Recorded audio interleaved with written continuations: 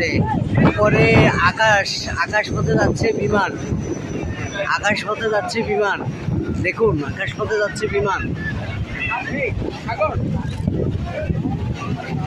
জোয়ারের আনাগোনা পথে যাচ্ছে, আস্তে আস্তে পানি তীরের মধ্যে চলে আসতেছে।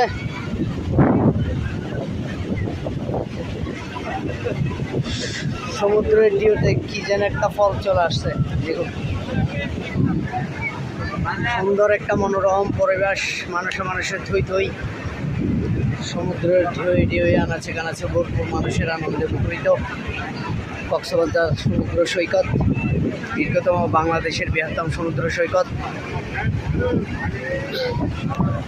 সাথে আমি আর আছি, সাথে আপনাদের পাশে।